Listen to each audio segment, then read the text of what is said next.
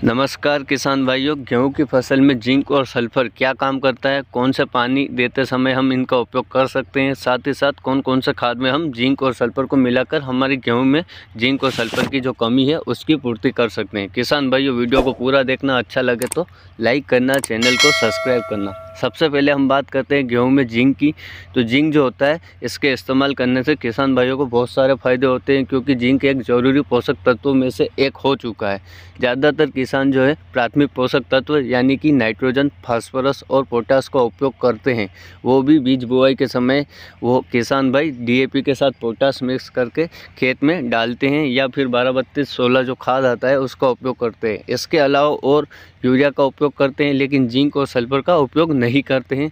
Zinc की कमी से पौधों की जो है बढ़वार जो होती है रुक जाती है, पत्तियां जो है पीली पड़ने लग जाती है, पौधे छोटे मोटे रह जाते हैं और पत्तियों के बीच में जो है पीले पीले या हरे रंग के धब्बे दिखाई देते हैं।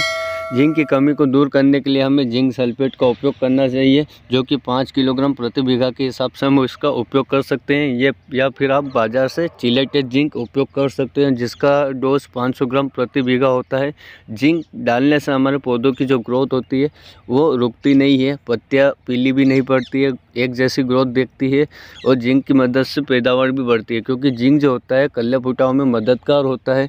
जिंक जो होता है हमारे खेत में जितने भी फास्फोरिक उर्वरक हैं, जैसे कि आपने डीएपी या फिर 12-32-16 का उपयोग किया है, तो जिंक अगर हमारे खेतों में होगा तो फास्फोरस की जो अवेलेबिलिटी है, उपलब्धता है, उसको बढ़ा देता है।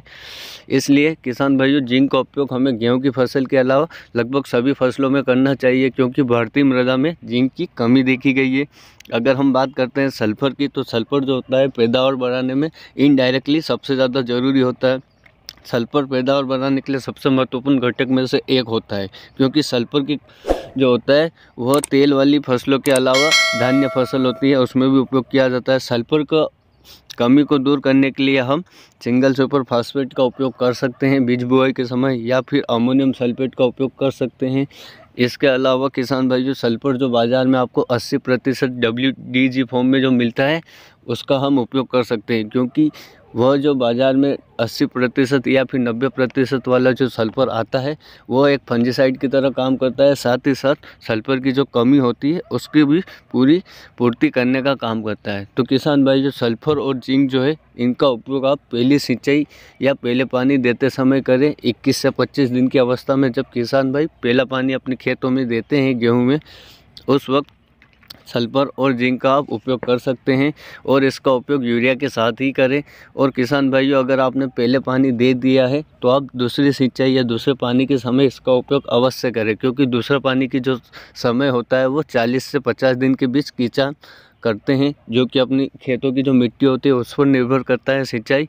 तो जो भी किसान 40, 45 या 50 दिन के अंतराल में सिंचाई करते हैं, उस वक्त गेहूं की फसल में जिंक के साथ साथ सल्फर का भी उपयोग करें, ताकि वह जो अवस्था होती है 40 से 50 दिन की गेहूं की, उस अवस्था में कल्ले फूटने का काम चलता है, कल्ले फुटाव का काम गेहूं की फसल में चलता है। उस अवस्था में आप अपनी फसल को यूरिया यानी नाइट्रोजन के साथ जिंक और सल्फर का उपयोग करते हैं।